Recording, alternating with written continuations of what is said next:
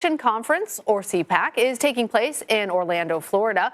Conversations have focused primarily on issues Republicans feel will help them retake Congress in the midterm elections and possibly the White House in 2024.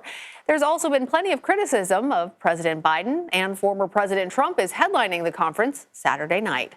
For more, I want to bring in CBS News chief election and campaign correspondent Robert Costa, who is at CPAC in Orlando. Robert, good to see you. So there's been a lot of support for Ukraine at CPAC and condemnation for Vladimir Putin. Tell us, how have people been responding, though, to comments made by Mr. Trump earlier this week where he seemed to praise Putin? There's actually not been a ton of criticism of Russian President Vladimir Putin. I asked Senator Rick Scott of Florida, for example, earlier today whether he's going to encourage President Trump, when he comes here later tonight at CPAC, to condemn the Russian invasion, and he said that's Trump's decision. So there's some broad criticism of Putin, to be sure, but a lot of Republicans are very careful about getting too far away from Trump and his recent comments on Russia. Well, as we're talking about the former president, he's taking the stage Saturday night, as I mentioned. Will it be as the presumptive nominee, or are you seeing other Republicans at CPAC setting themselves up for the 2024 nomination? It's too early to call him the presumptive nominee, but he certainly arrives here tonight as the person with the most political capital inside the Republican Party. You walk through the hallways here at CPAC, it's Trump 24 on so many T-shirts and hats.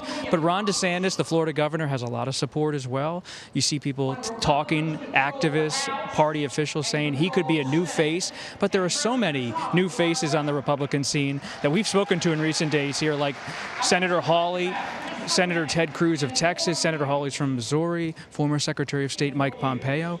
These people are all angling for a possible run, though many of them probably won't run, based on my reporting, if Trump ultimately ends up running. But it's early. We don't know how it's all going to play out.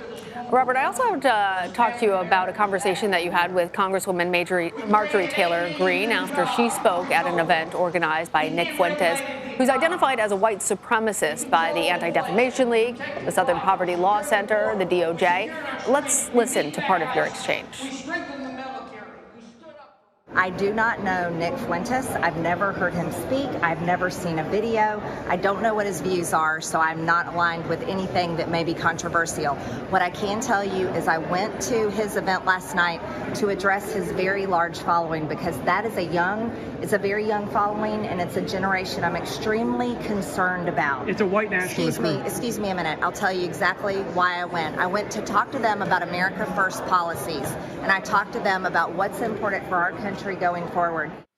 So, Robert, I understand that you also asked Chairwoman Ronna McDaniel and Senator Rick Scott about this and got very different responses. Tell us about that and how that's sort of indicative of what you're seeing there at CPAC. This is a significant piece of news from the CPAC conference. You have a sitting House Republican, Congresswoman Marjorie Taylor Greene, appearing at a white nationalist conference on Friday night. And then she spoke here at the Conservative Political Action Conference, a different conference to be sure, but in the same Orlando area, on Saturday.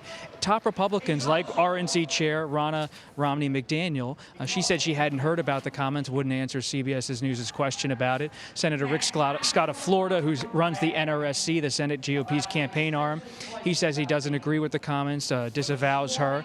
But you see a lot of Republicans not jumping to come out against Congresswoman Taylor Greene at this point. But this is real significant news, because this isn't some kind of wink-wink group. This was a white nationalist group convening in Orlando, and she spoke to that group on Friday night. All right, Robert, for us there at CPAC, thanks. Thank you.